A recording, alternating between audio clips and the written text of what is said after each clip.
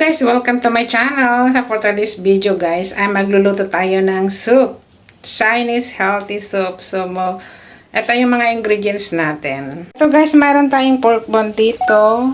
Cheese nut. Hindi pa nababalatan. So, babalatan natin. And then, carrots, corn, brown dates, and lagyan natin ng konting luya. So, start na natin guys. Pakuluan yung cheese nut para tanggalin yung balat.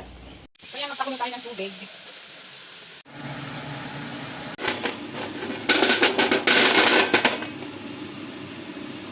So, ito guys yung cheese natin, hindi pa siya nababalatan. So, hugasan natin.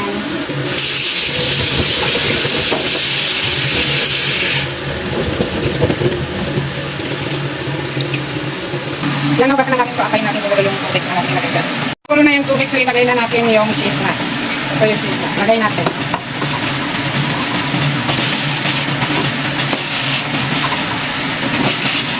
Masarap po guys pag naluto. Tamis.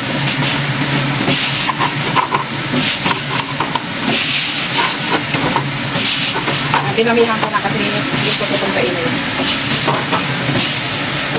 Guys, kumulo na sa hangulin na natin tapos iba-vlogs din natin yung pork roast.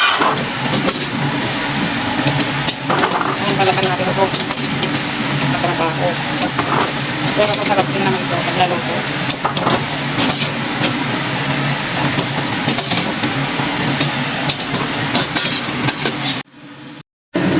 So, ayan, babalatan ko na yung cheese nut, one by one.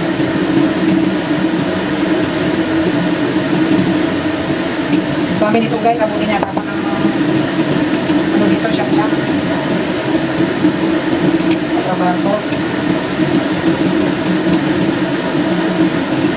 So, habang naglilinis tayo ng cheese nut, inaantay natin kumuling tubig, and then ilagay natin yung karne.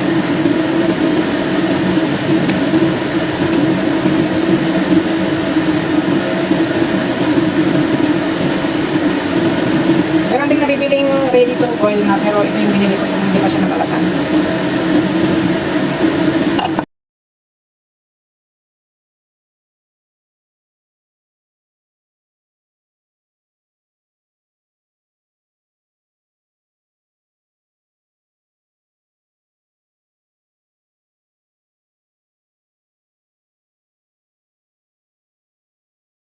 Kung may pork bone din dito, hugasan din natin yan, and then pakuluan din. Yung set aside. Nagkakaroon lang natin yung mga maliliit na bones. Kasi pag nakuya mo yung nakakatira ng itin, natutulis kasi. Then kumukulo na yung tubig, so i-cleanse natin yung bone. Then saka natin hugasan. Para matanggal yung extra dirt. Marami kasing dugo yan. Nakulo na, so hugasan na natin.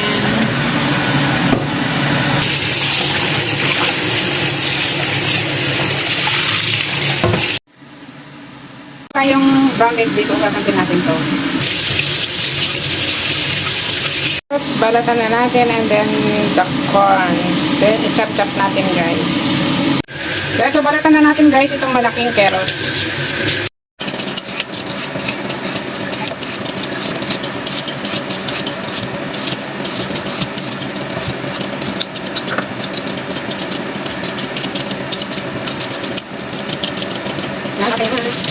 Isa rin yung corn. Tutanggalin lang natin yung balat and then cut natin. Lagyan yung corn dito. Pinili ko yung hindi ka ano matanda kasi matigas pag kinain. Gusto ko yung medyo malambot muna. So, bata-bata pa. So, ugasan lang natin. Kapag naman nakakaraming kumain ito, sila mo ayun.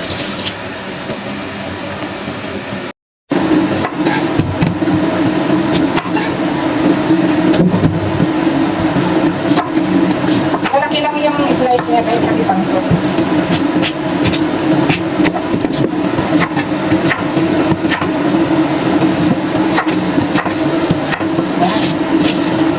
Yung corn na chop ko natin. So ready lang natin lahat ng mga ingredients din saka natin ilagay doon sa rice sa pressure cooker. Ayan na natin guys yung mga ingredients, yung pork bone, yan, carrots, corn, yung brown dates. Tapos maglagay ako ng ginger para hindi malansa. And then, yung butter chestnut. Hindi ko pa siya nabalatan lahat, so iuna ko na muna tong iba.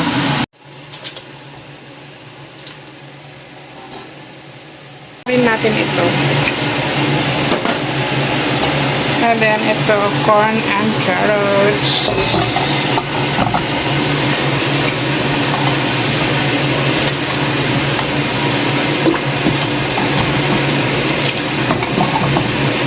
Ihabol ko na lang yung ibang butter chestnut. Ay, chestnut. Matagal palang balatan yun. So, ilagay ko na yung iba. Lagyan din natin ng salt. So, ilagay na natin, guys.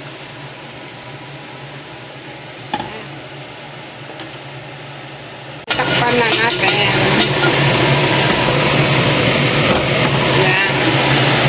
So, antayin na lang nating maluto, guys. Maybe, kasi pressure cooker to, mabilis lang. So, maybe 1 hour and 30 minutes. Pero pag sa actual na casserole lang ang gagamitin, 2 hours talaga siya. So, see you later, guys. Ayan, luto na. Kain na tayo, guys. Ang sarap humigop ng sabaw, lalo na pag taglamig. Yan, yummy. Very tasty.